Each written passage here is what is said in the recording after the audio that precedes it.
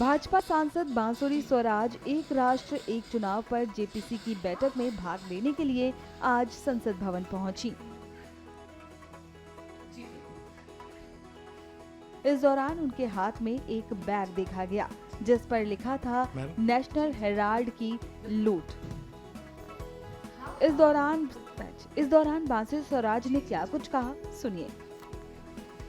Ma'am, एक ये bag जिस पर नेशनल हेराल्ड की लूट लिखा हुआ है ना, क्या मैसेज है मैम? ये आप ये देखिए, ये पहली बार हुआ है कि डेमोक्रेसी का जो फोर्थ पिलर है, चौथे स्तंभ, यानी मीडिया को लेकर भी भ्रष्टाचार हुआ है। हाल ही में जो चार्जशीट ईडी ने फाइल करी है, ये बहुत ही गंभीर उदाहरण उजागर करती है जहां पर कांग्रेस की पुरानी एक कार्यशैली और उनकी विचारधारा उभर कर आती है।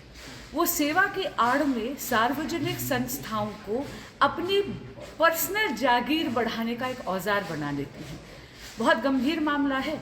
2000 करोड़ रुपए की संपत्ति कौड़ियों के भाव मात्र 50 लाख रुपए में यंग इंडिया लिमिटेड कंपनी ने हड़प ली। और ये यंग इंडिया लिमिटेड कंपनी जो है, ये नॉट फॉर प्रॉफिट एक ऐसी कंपनी है जिसका स्वामित्व यानी उसकी ओनरशिप 76% जो है वो गांधी परिवार की है।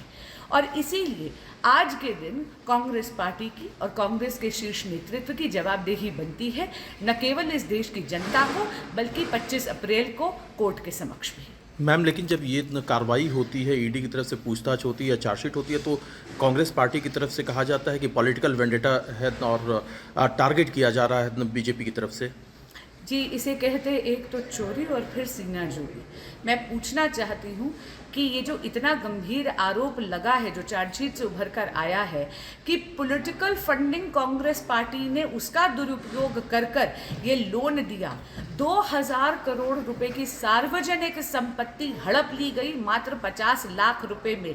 इसकी जवाबदेही बनती है कांग्रेस पार्टी के शीर्ष नेतृत्व की। यंग इंडिया लिमिटेड जो है, आज के दिन उसकी 76% ओनरशिप गांधी परिवार की है। अगर आप एजेएल को देखें तो 600 करोड़ से ज्यादा अवैध संपत्ति उसके नीचे है, 90 करोड़ से ज्यादा इलीगल संपत्ति यंग इंडिया लिमिटेड के पास है। इस सब में भाजपा का क्या लेना देना?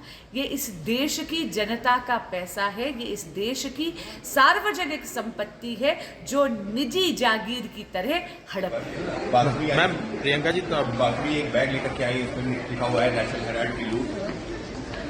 वो नेशनल हेराल्ड की लूट लेकर घूम रही है। वो कह रहे हैं कि जैसे को तैसा, एक तरह से आपको ये संदेश, क्योंकि 2 महीने पहले आप भी एक बैग 2-3 महीने पहले लेकर आई थी। मुझे तो मजेदार लगा। कुछ चर्चा भी हुई अंदर भी, उनसे भी उनसे पूछा कि आपका आइडिया था, क्योंकि उस पर लिखा है नेशनल हेराल्ड की लूट और खुद कैरी कर रही हैं, तो उसमें क्या है इस बात? तो क्या जवाब मिला? कुछ जवाब मुस्कुरा रहे। ओके, तो मैम आप ही ने कहा जी कि जो ऊपर से बताया जाता है वो करती हैं, वही अफसर कहते हैं अंदर ये दिखे। मैम, उनका कहना है कि मुझे तो लगता है कि प्रधानमंत्री जी के जो सलाहकार हैं तो एक गलत सलाह दे रहे हैं आजकल, क्योंकि पूरी जनता समझ रही है कि ये सब क्या है। जनता समझ रही है कि एजेंसीज का किस तरह मिसयूज हो रहा है, पूरी तरह से राजनीतिक है। मैं सोच रही थी कि आमतौर से चुनाव के एकदम पहले ये सब कार्रवाई शुरू होती है, तो अब आजकल क्या रीजन है पता नहीं, शायद उनको गलत सलाह मिल रही है, क्योंकि जनता सच्चाई देख रही है। हम कहा जा रहा है कि बार बार आप बुला रहे हो, फिजूल की बातों पे बुला रहे हो। ये कोई सवाल है मेरे पति से आप पूछ रहे कि आपने 17 साल पहले अपनी माँ को 4 लाख रुपए क्यों दी? जी, ये कोई सवाल है? मतलब इस तरह के फिजूल के सवाल है। नेशनल हेराल्ड पे भी ये सब पब्लिक के सामने है। आपको लग रहा है जब ये कहते हैं कि आपकी ये आपने इतनी हजारों करोड़ की प्रॉपर्टी आपने हड़पी है, तो मतलब क्या है? प्रॉपर्टी आपकी होनी चाहिए अगर आपने हड़पी है। 2000 करोड़, तो अगर उस प्रॉपर्टी को आप ना बेच सकते हैं, न रेंट कर सकते हैं, आप मर जाएंगे तो ना आप जायदाद में दे सकते हैं, तो जब उस पर कोई ओनरशिप है ही नहीं तो उसके हड़पने का क्या सवाल है? लेकिन मैम कहा जा रहा है सब मतलब एकदम पूरी तरह से ये झूठे इल्जाम है और ये सारा सिर्फ राजनीतिक उस पर किया जा रहा है। और एजेंसीज में भी मैं बैठी थी 2 घंटों के लिए, बिल्कुल, आप तो वहाँ पर थे ईडी में जी।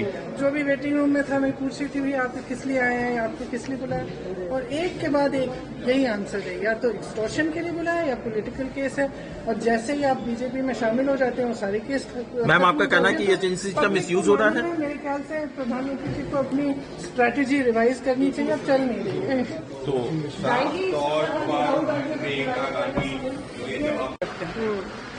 वो समन किया जाता है, वो बैठते हैं। मैं भी गई थी माँ के साथ, मैंने देखा कितने घंटों के लिए आप एक 77 साल की महिला को ऐसे बिठाएंगे जिन्होंने अपना जीवन दिया इस देश के लिए, जो हमेशा सिर्फ देश की भलाई के लिए उन्होंने सेवा की है। तो आप इस तरह से का बर्ताव करेंगे तो ठीक, लेकिन हम तो पूरी तरह से कोऑपरेट कर रहे हैं, चाहे मेरे पति हों, चाहे राहुल जी हों, चाहे सोनिया जी हों। मैम आपको लगता है कि एजेंसीज पर प्रेशर है?